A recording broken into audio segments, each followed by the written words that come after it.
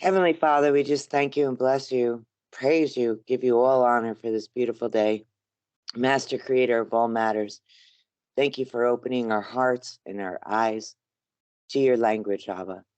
Please give us the ears to hear and let this message that Eric is going to give us and everyone of Israel a good receiving today, Father. May your Ruach HaKodesh pour down upon us and bless us, because we just want to know your ways, and we thank you for letting us adhere to what it is that you are speaking to us and apply it in our lives. Thank you, Abba, for all you do. We bless you. We praise you. Let it be so. So be it. All right, I'm going to see you guys in a little bit.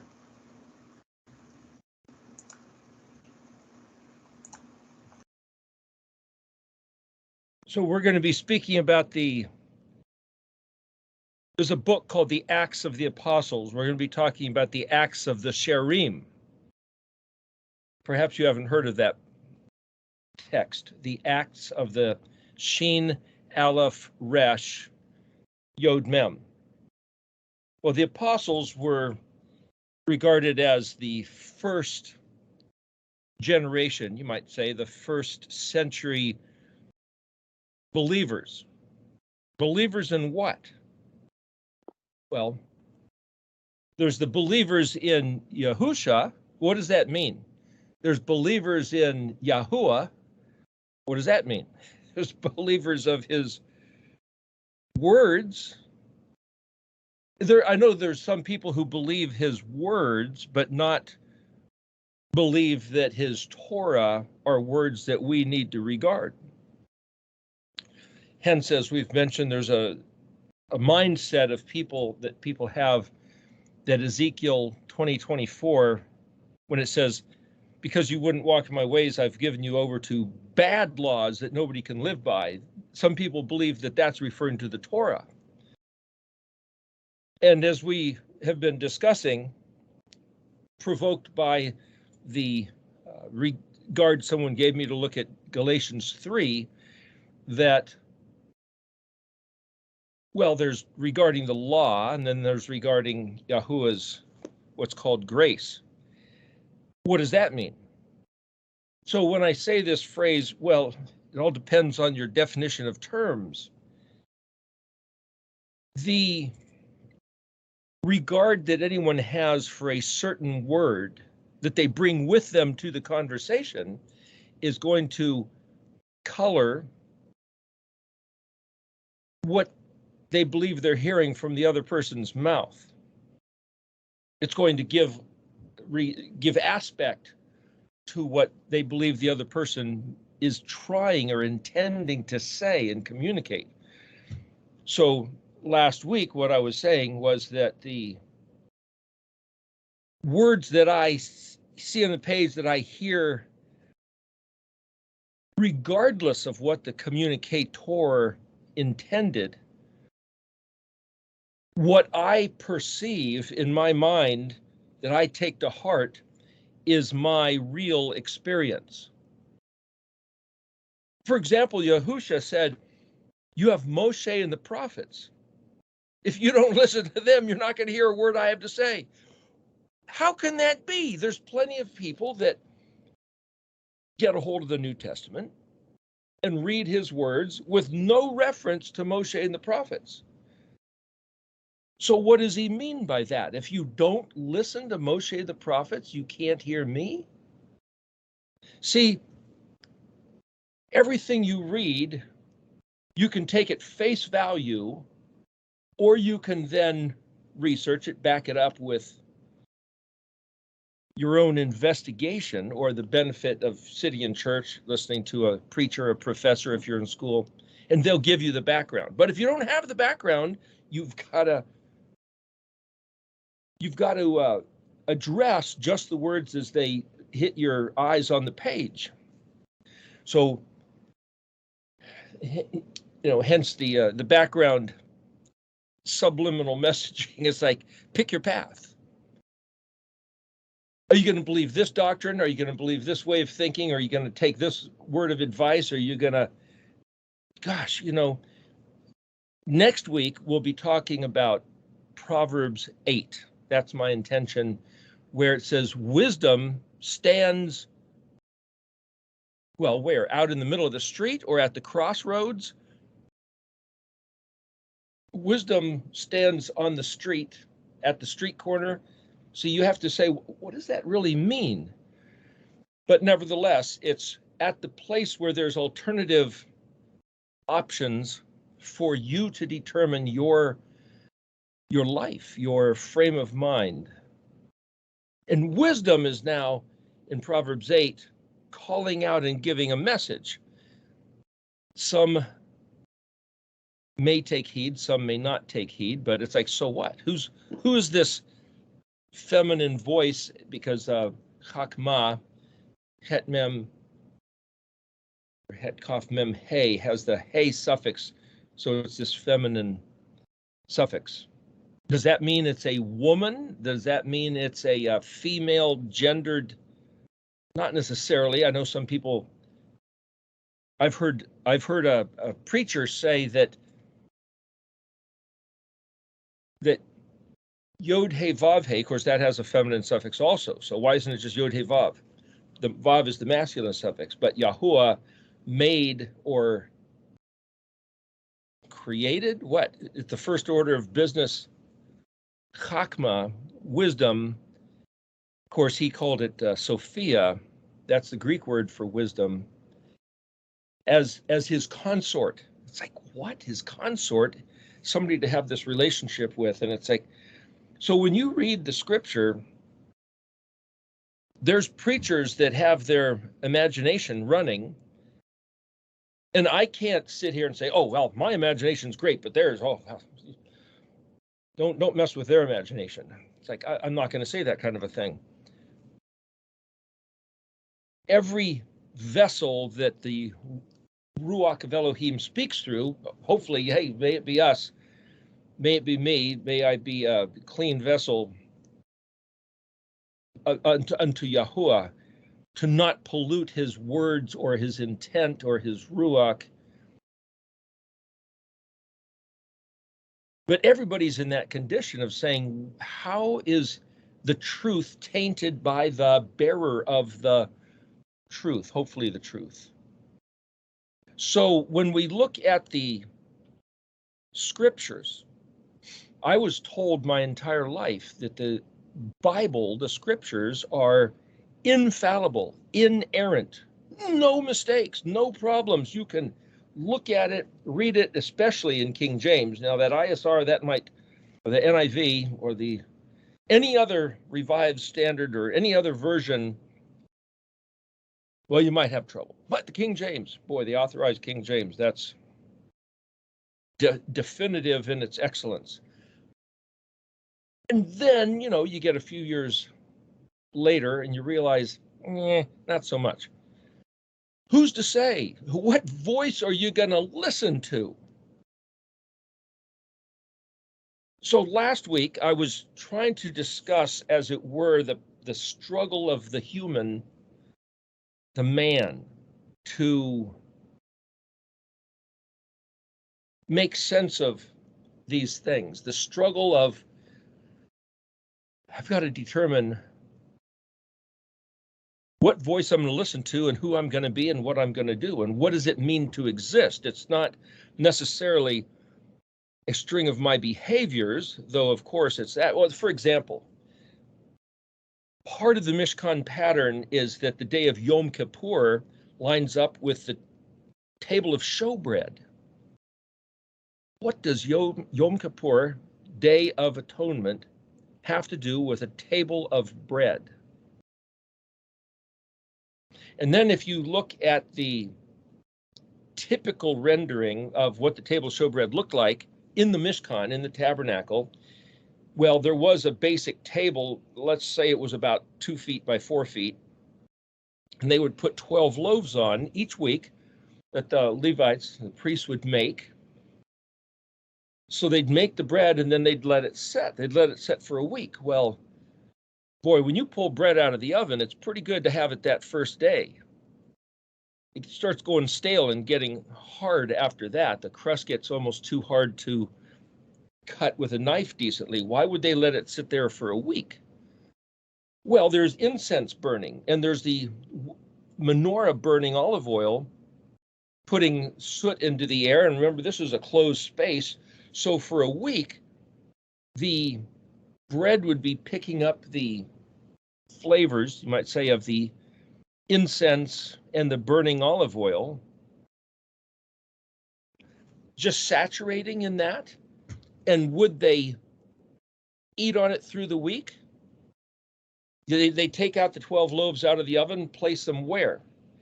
Well, you'll typically see that it was a drawing rack. So there was different trays, as it were, or grates that they'd place the loaves of bread on, so they're stacked up. I don't know if that's what they did in the original Mishkan.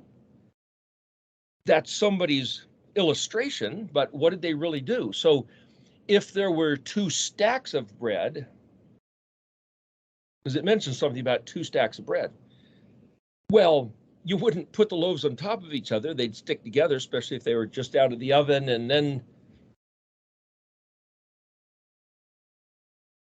they wouldn't get the air around them. And besides that, what does it have to do with Yom Kippur? So in the graphic that I did on the chart and on the what's called the Rosetta Stone graphic,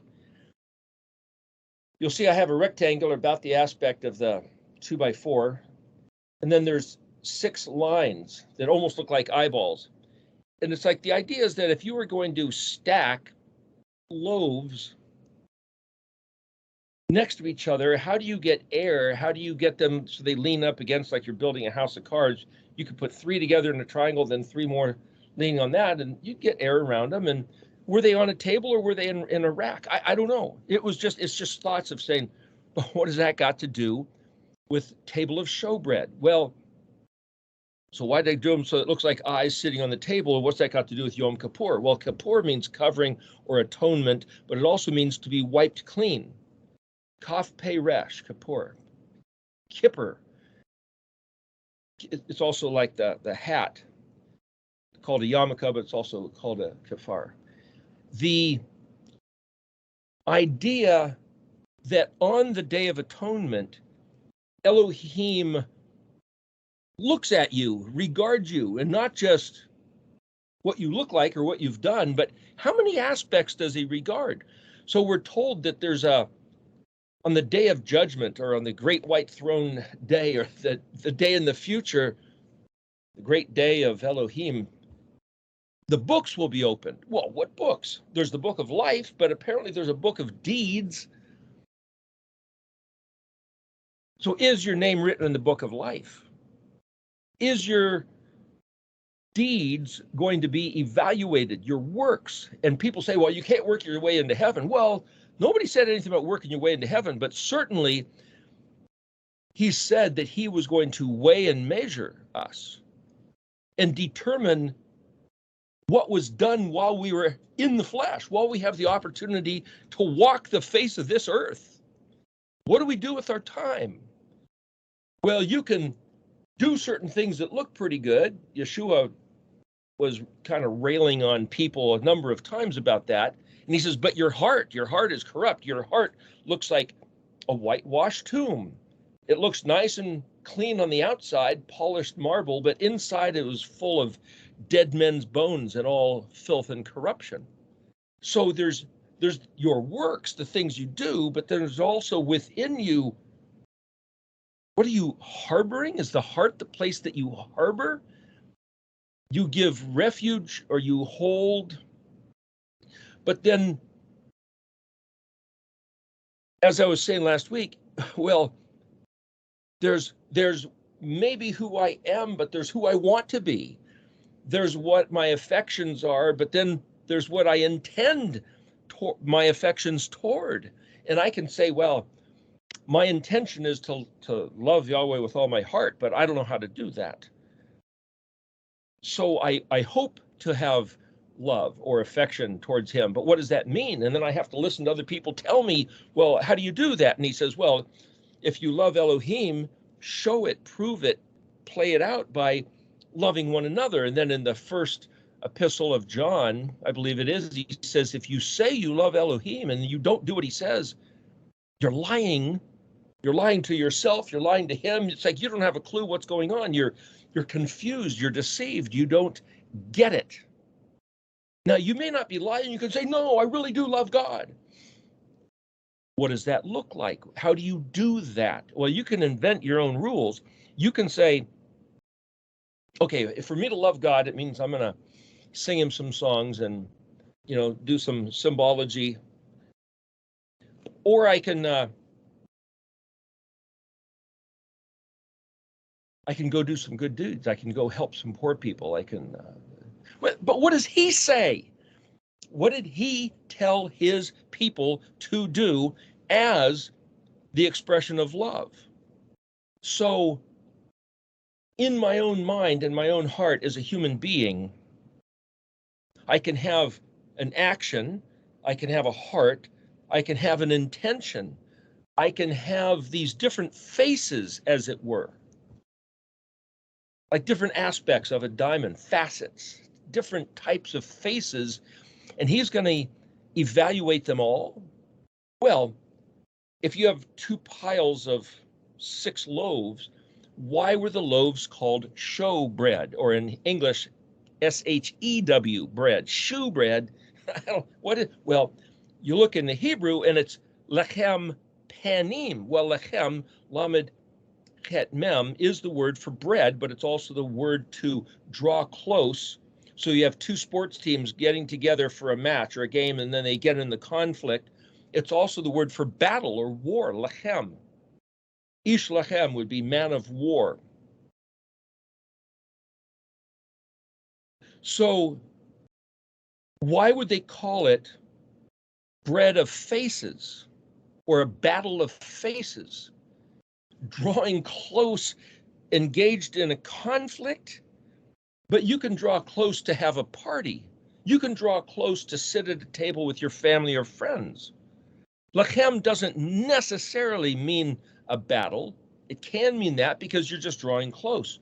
So this table of showbread is draw close and have your faces show. There's all kinds of jokes. People get together, their families sit down for Thanksgiving and Christmas, people that haven't seen each other for a year or more, and then all of a sudden everything just gets interesting. People's attitudes, people's beliefs, people's politics or religion, and sometimes the table gets overturned and people go screaming out the house or the cops are called or something. I mean, there's just, at least in America, one of the jokes, haha, not so funny, is that you get the family together and it's a feud. It's a real problem. It's a lechem because the panim are expressed. So Yom Kippur is like, so I drew the table with these 6 loaves and each of 2 looking like eyes, almost like the mask. Like Yom Kippur, the mask comes off. But the mask is also a covering. So it's a play on words where Elohim wipes away, masks over, or does he remove completely? Well, the word Kippur means to eliminate, to wipe away. So it's not just covered, but then you'll read in the New Testament, it's like, no, the blood of oxen and sheep and goats could never have wiped away our sins. We need the blood of Jesus to do that. And it's like, oh gosh, that's not what he said in the Old Testament, in the Tanakh, in the Torah. He said, you walk in my ways, you listen to my voice, I'm your Elohim, you're my people, and that day of Yom Kippur, whether it serves as a real device, a tool, a mechanism to accomplish the task of Kippur, atonement, well, then why do we need the death of the Savior?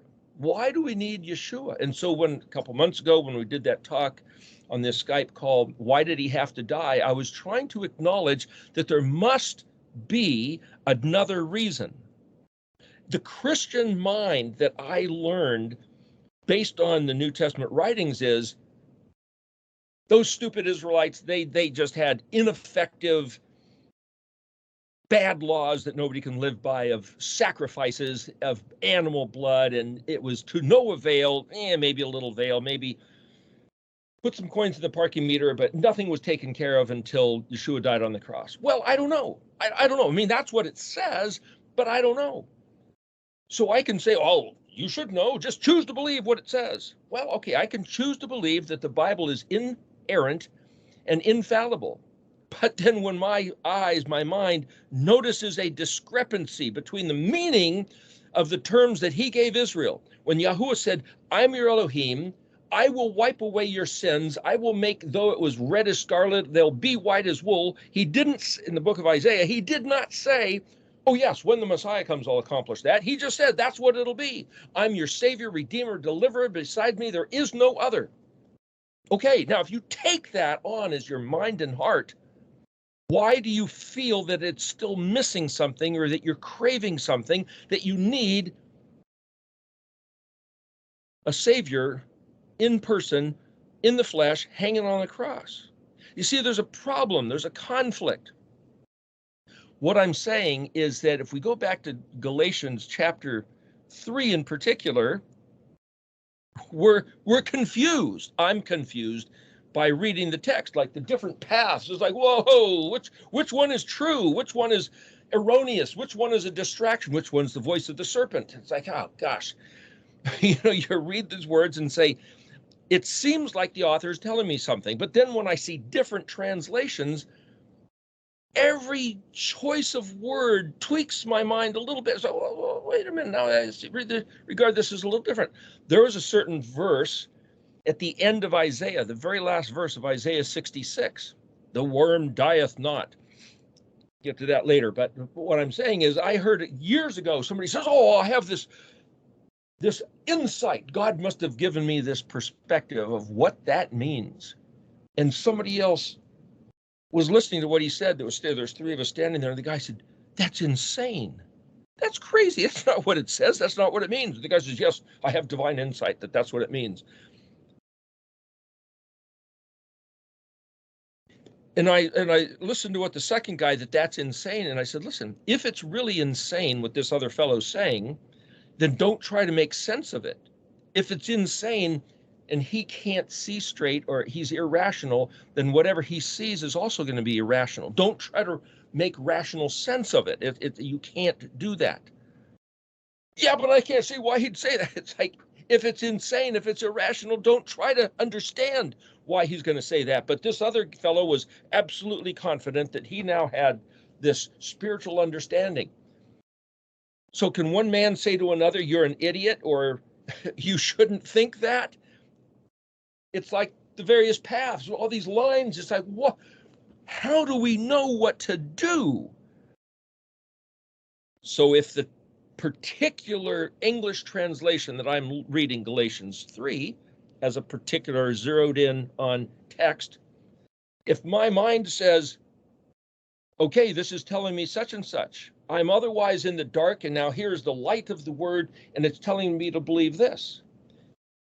But then when I pick up the Torah, I pick up Isaiah, Jeremiah, Ezekiel, Zechariah, the prophets, and I realize Yahuwah Zavot, the Elohim of Israel, has made himself very clear to his people. And the text that I'm reading seems to be contradictory, contrary, different. What do I do with that? I have to first notice a distinction of, this is what I think I'm reading, or maybe other teachers or professors, priests have told me this is what it says, punch up online, this is what it means.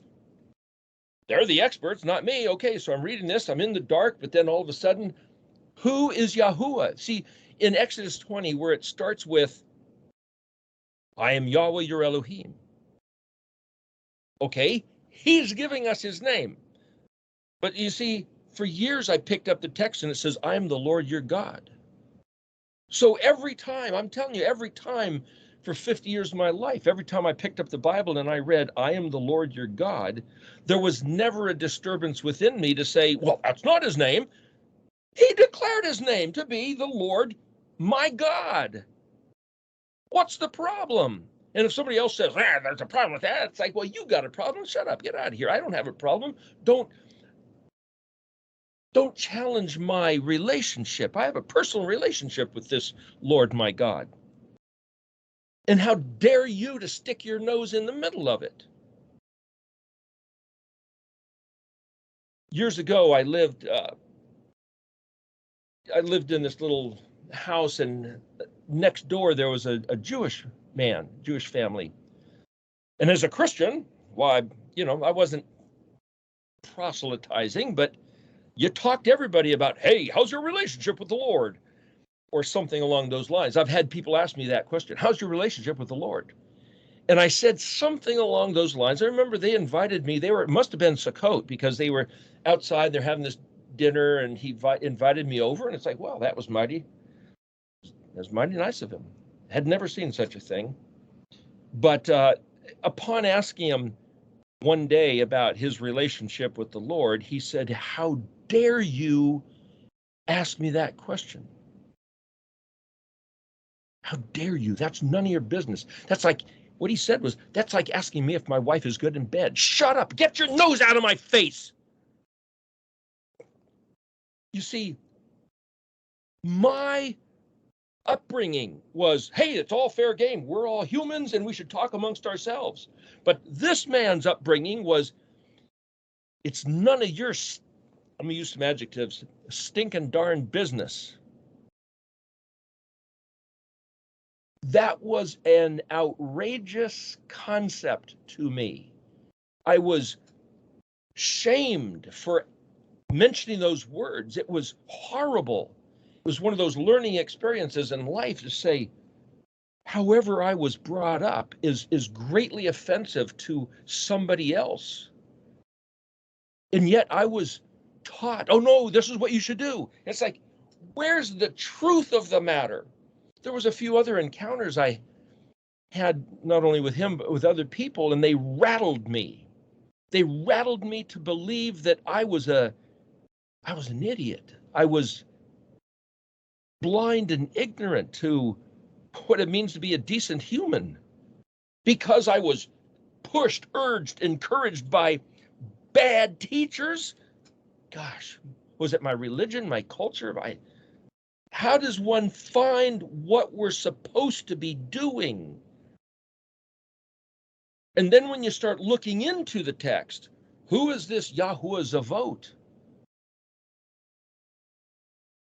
Well, then there's a big problem.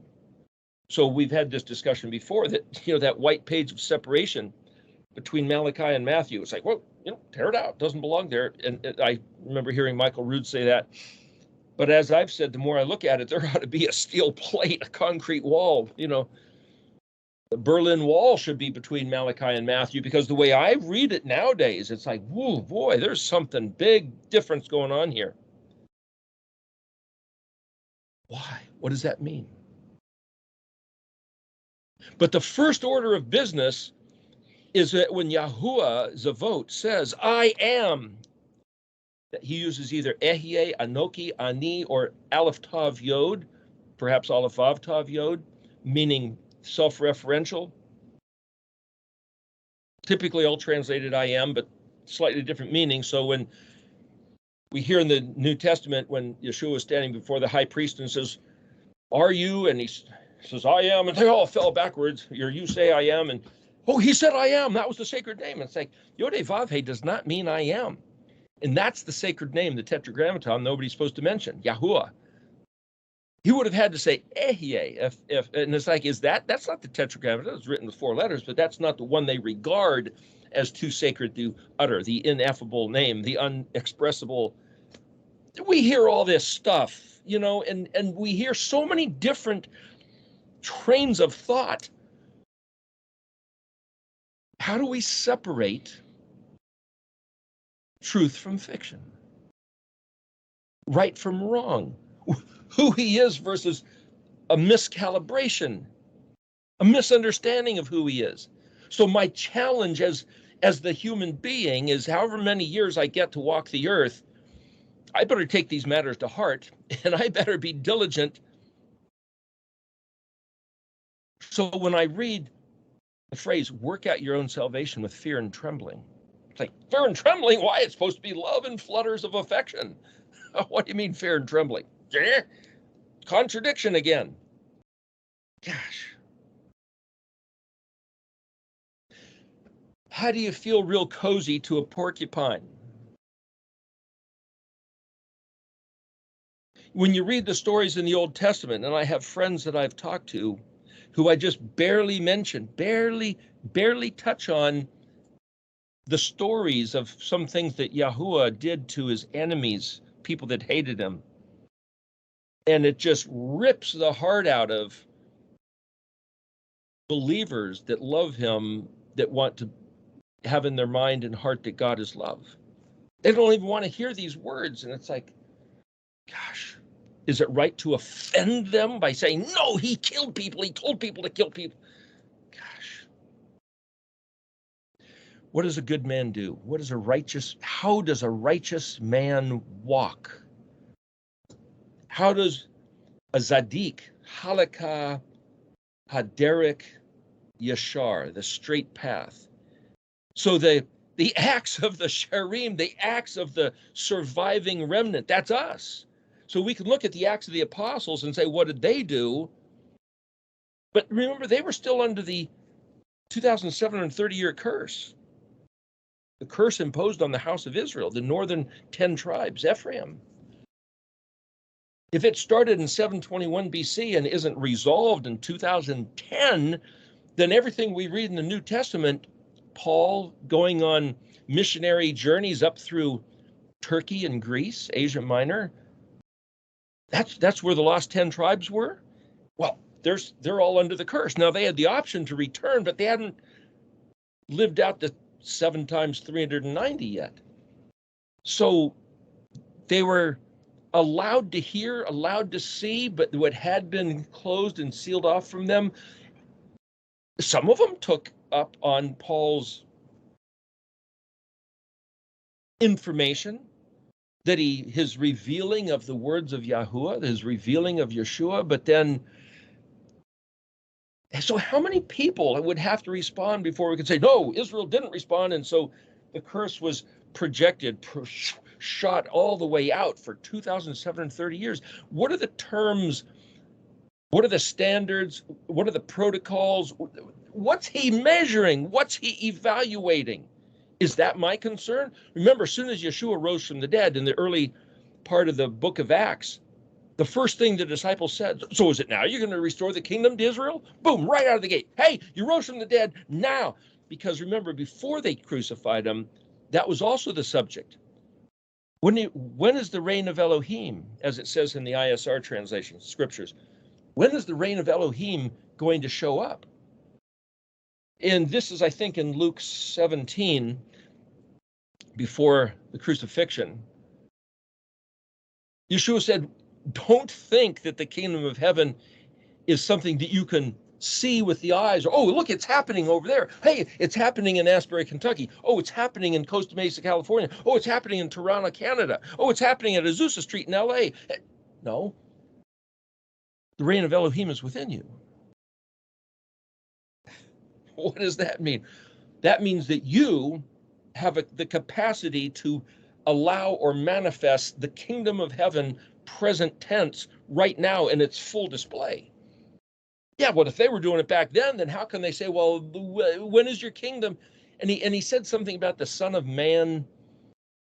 When he comes in his glory, when he comes fully revealed, it'll be like the lightning flashes here and it's seen over there, and wham, everything's going to be all at once. Well, if they're asking him when that event's going to happen, and he says, don't say, can I go see it here or there? It's within you. It's like, why is he talking? Why is Yahusha talking so cryptically? And then he says something about, I think this is the last verse in Luke 17. He says, wherever the dead body is, there the eagles will gather, or there the vultures will circle right. It's like, so you look up on the internet, what do the different preachers say about this verse? Or what do the different translations say? And everybody has different ideas. And people are talking, they're having a conversation with him about the end of the world, about the kingdom of heaven, about when it's really going to happen. And then he throws out this verse that nobody knows quite what to do with it. People conjecture, and wherever the dead body is, there the eagles will gather. Well,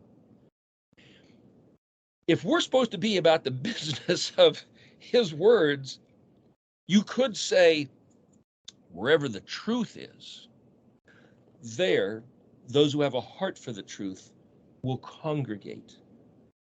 Well, that's why we're doing this.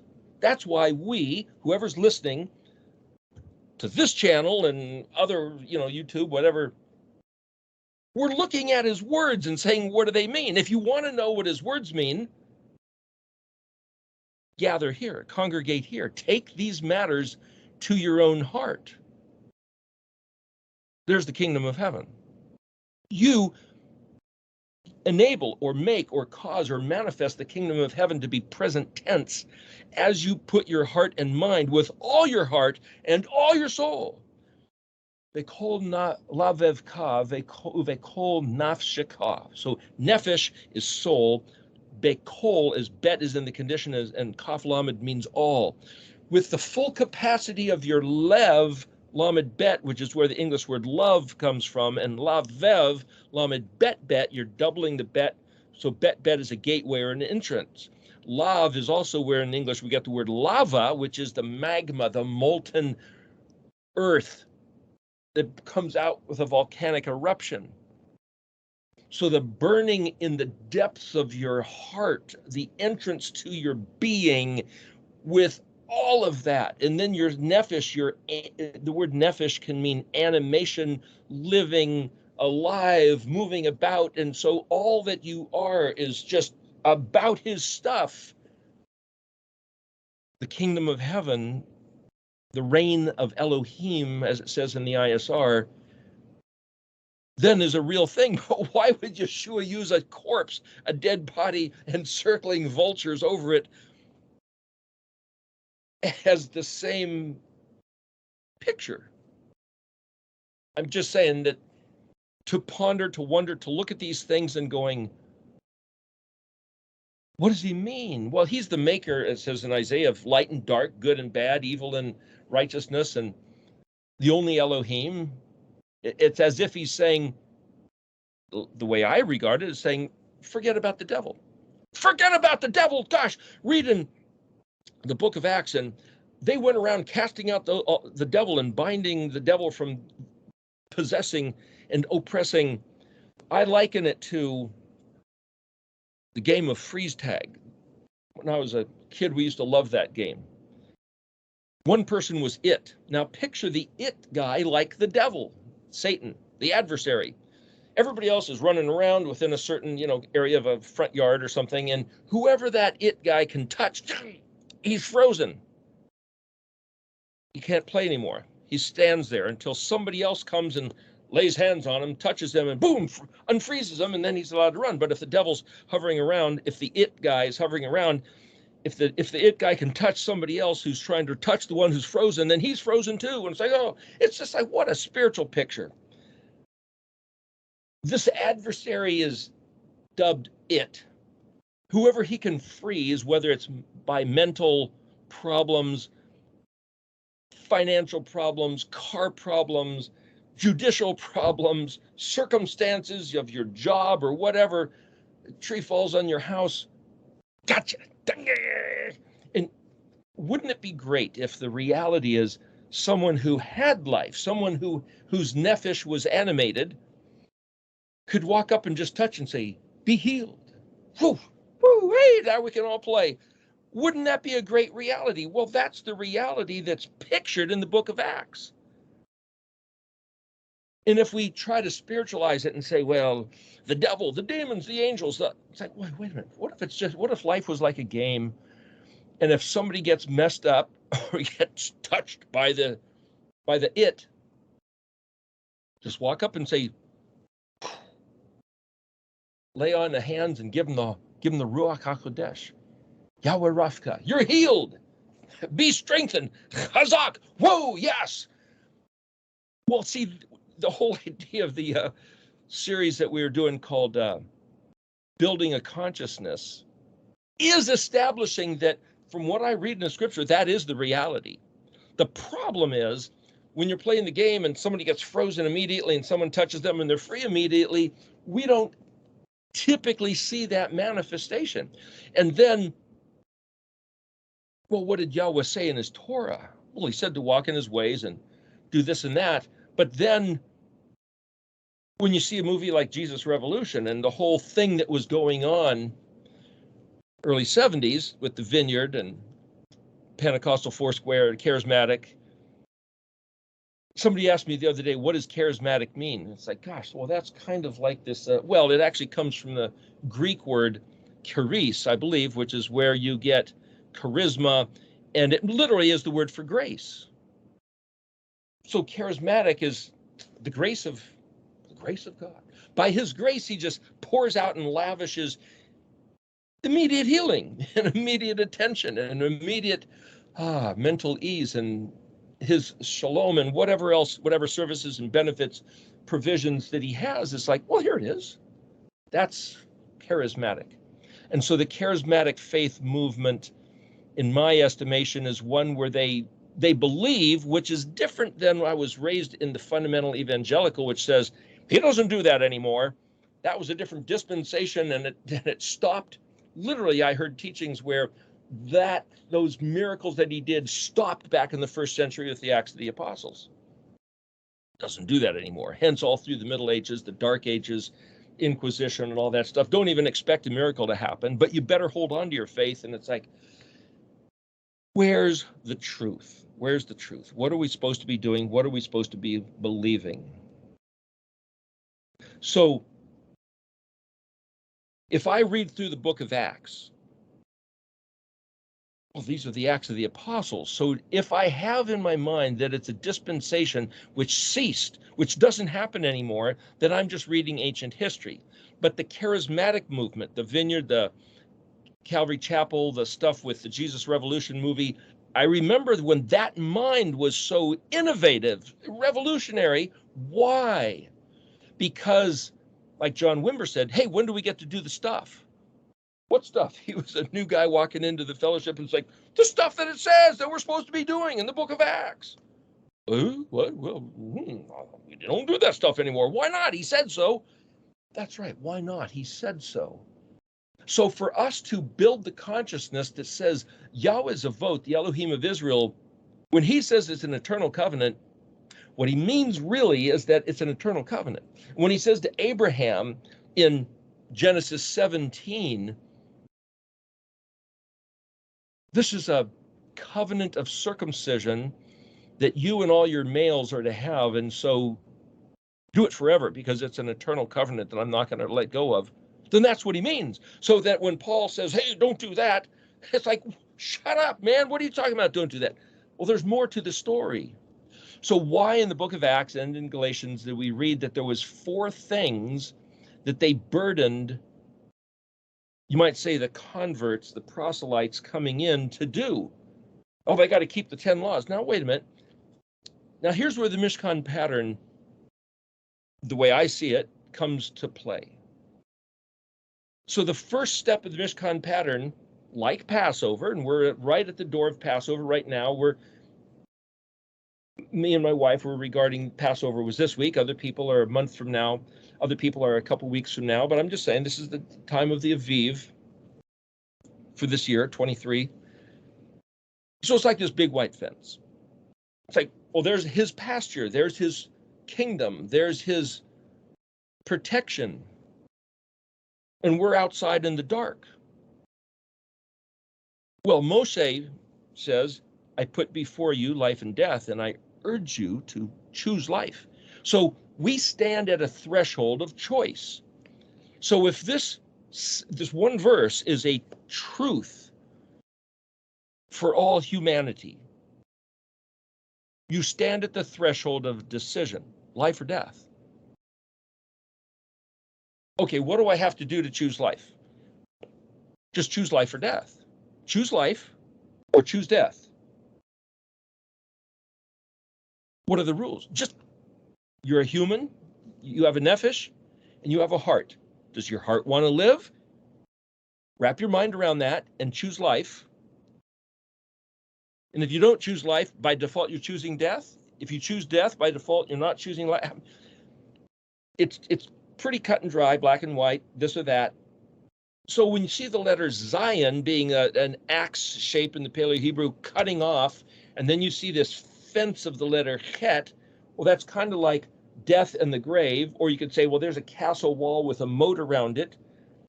One is a stopping and the other one is a protected place. Or you could say, if you commit a crime, there's the axe, the weapon. You go to jail, there's the Het. There's different ways you can see it, but from the outside, you're in the dark,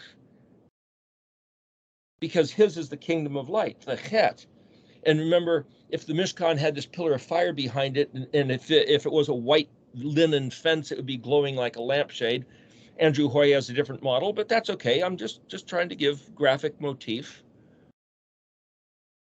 So if the glowing white fence represented the kingdom of light and life, and yet we're out here in the darkness of death, being in the darkness of death in the zone of the first 7 letters, Aleph through Zion, is this dark, confusing, the rule of death and the devil, the rule of, I have no idea what's going on, confusion, being lied to, being deceived. And then this glowing white fence is not just a hope, like, oh, I hope the Easter Bunny or Santa Claus. It's the hope of truth, of reality, of actual life. And it's just there presented as the alternative. Well, what do you have to do to get that? You don't have to do anything. Just choose life. So why did the disciples, the apostles, determine that there was 4 things that potential converts should do if they want to come sit in the synagogue and listen to Moshe being preached? Do they have to keep the Sabbath day? Do they have to get circumcised? Where do you learn about that? Inside the fence. That's the Torah.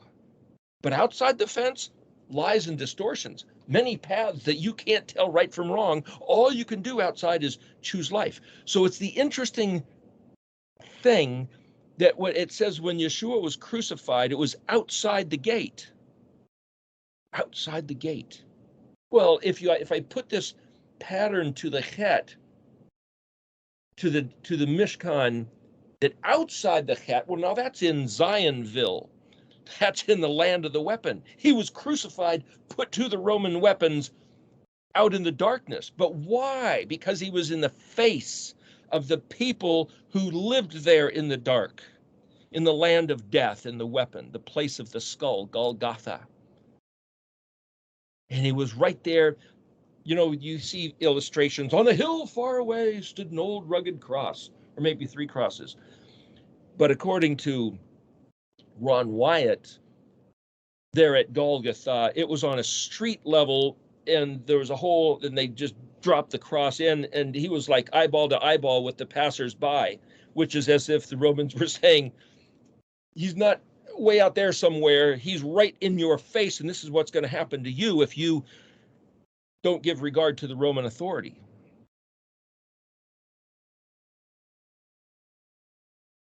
Why would he do that? Well, there was this little thing called the red heifer sacrifice. Now, this was a protocol, a law in the Torah that said, if people are in contact with the dead, you have to bury somebody, you're in war, something, you're a doctor, you can't just come walking into the Mishkan. You have to become decontaminated because you got germs, bugs or something. And so they would kill a red heifer, burn it to ash, mix the ash with water, then the priest would somehow, now that's the way you make soap, with lye, with ash, but it wasn't soap, it wasn't scrub you down necessarily, but he'd somehow put this ashes of the red heifer on someone in contact with the dead, and then they were cleansed to come into the Mishkan. But the people that came into the Mishkan just brought their sacrifice. They didn't hang out in the Mishkan. The Levites, the priests did, but they were tending the service So again, we're so far away. It's like, what were they really doing? And what did this really mean? So if I back up and say it's just picture type, it's typology, thematic logograms. If Yeshua comes to the zone of death, Zionville, and is killed out in their face, like the red heifer sacrifice, to decontaminate those that have been engaged with death, wallowing with death and darkness. Maybe you've got skull tattoos all over you, or you've been absorbed into sorcery and witchcraft and whatever political, economic, entertainment industry where that stuff thrives. The crucifixion of Yeshua as the red heifer sacrifice type outside the fence is to cleanse you so that you can then step through the gate of the Mishkan, into the place of Shekening, Sheken, Shin Kaf Nun. That's where we get the word for tabernacle or tavern, or the local neighborhood watering hole, meeting place, living room, as it were. You get together with your neighbors. So for Yeshua to be put to the weapon outside the fence in the face of those who have been wallowing in death, cleansing them, allowing them to come in to the pasture land of Yahweh's kingdom. And the first thing in the gate is the barbecue grill, represented by the letters Kaf and Lamed, which have to do with teaching the lines of instruction. There's the Torah. And there's where you learn his ways. You can't learn his ways out in the darkness. You'll be lied to, confused, bewildered, led astray.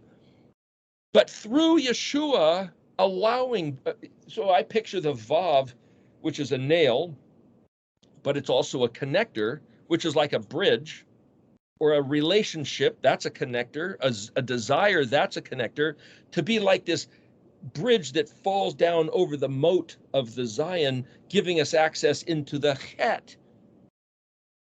If we can't know the Torah out here in the darkness, once we come into his kingdom, the first thing learned is the Torah. So what the apostles, the disciples were saying is, what burden do you put on the people out in the darkness who want to come in and learn? Tell them to not eat animals that have been strangled. Why? Well, when you strangle an animal and their energy is up and their blood is flowing, they're pumping what you might call, I guess, hormones or chemicals that ruins the meat, not only for taste, but for the effect that it has on you. Don't drink the blood. He said all the way along, don't eat the blood. There's life in the blood. Do not eat the blood. It'll put somehow the nefesh of the animal instinct, the animal bestiality will somehow be in your own nefesh. Don't do it. Why? Because it'll harm your ability to be human.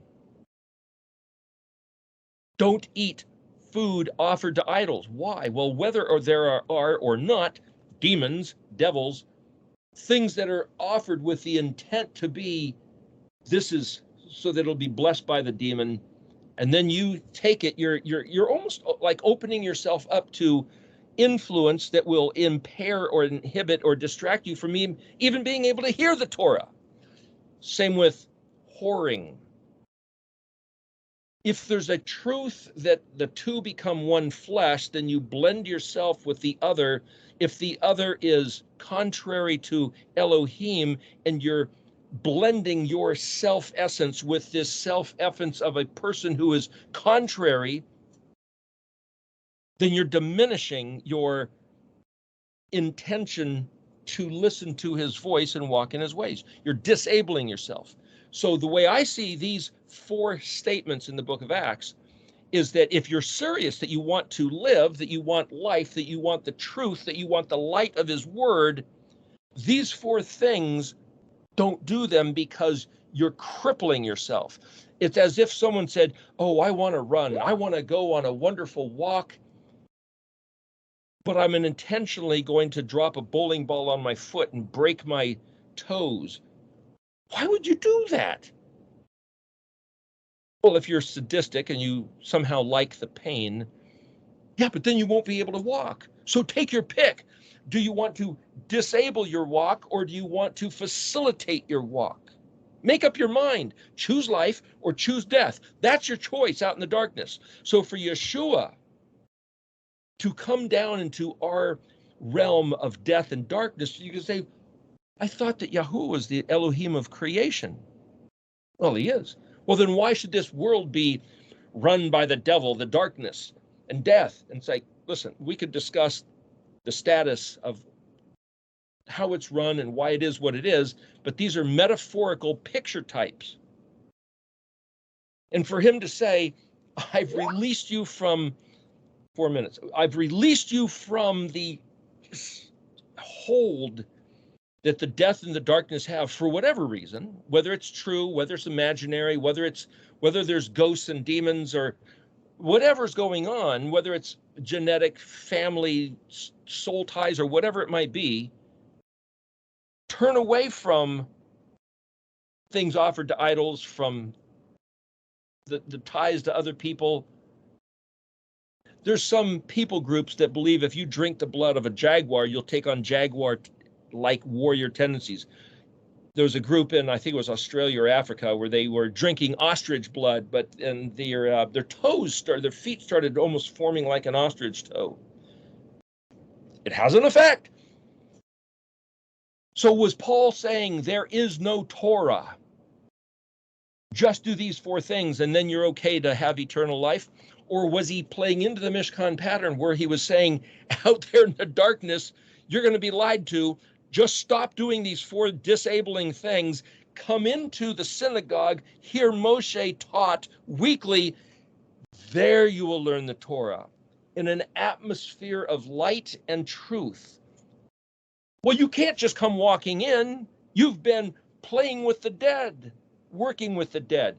So for Yeshua to be crucified outside the fence, to cleanse us so that we can come in, well, thank you very much, Yahusha, because of myself, I can't cleanse myself, or I can't do some ceremonial regimen to qualify myself, because that's not how it works.